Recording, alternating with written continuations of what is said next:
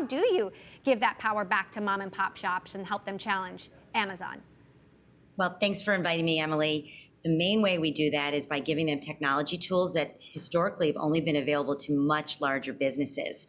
So we give them the opportunity to shop on a machine learning based assortment. So the recommendations that they're getting, we're pretty confident those products are going to sell in their stores. And then we give them other tools that are typically only available to much larger businesses, like net 60 payment terms and the ability to return goods when they're not selling in their stores. So all of that is something that historically has not been an opportunity for smaller businesses, and we know they can compete when we can level the playing field for them. So how are these supply chain challenges impacting these smaller businesses and entrepreneurs? How are they keeping their shelves stocked, especially going into the holidays? So we're a two-sided marketplace. On one side, our supply are 40,000 brands in 80 countries. And then the demand side is over 300,000 retailers in North America and now in 15 countries in Europe.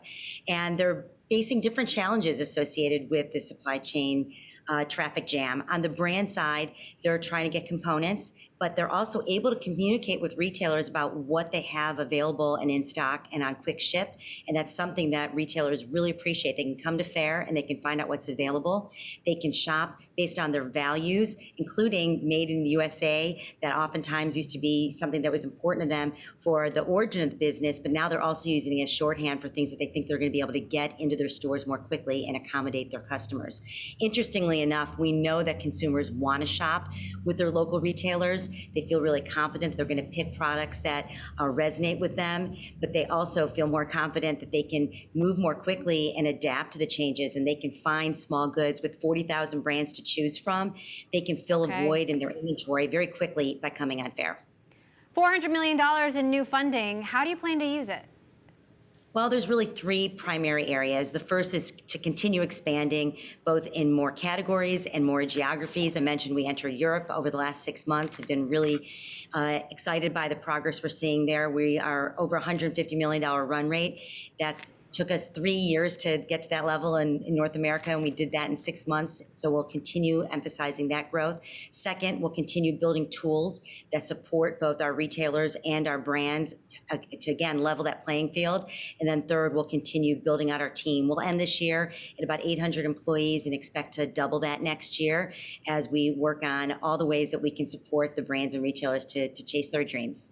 Almost $12.5 billion. That's a pretty big valuation. What are your plans to go public?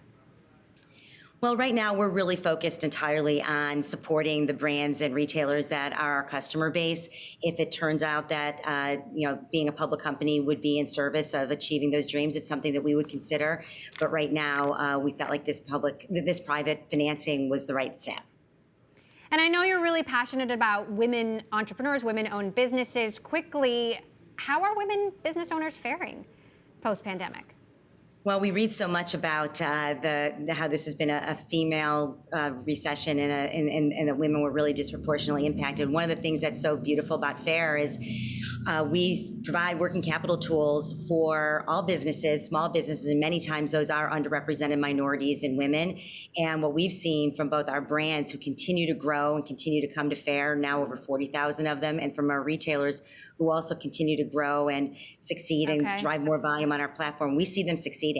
And it's something that all of our employees are really proud of being able to support.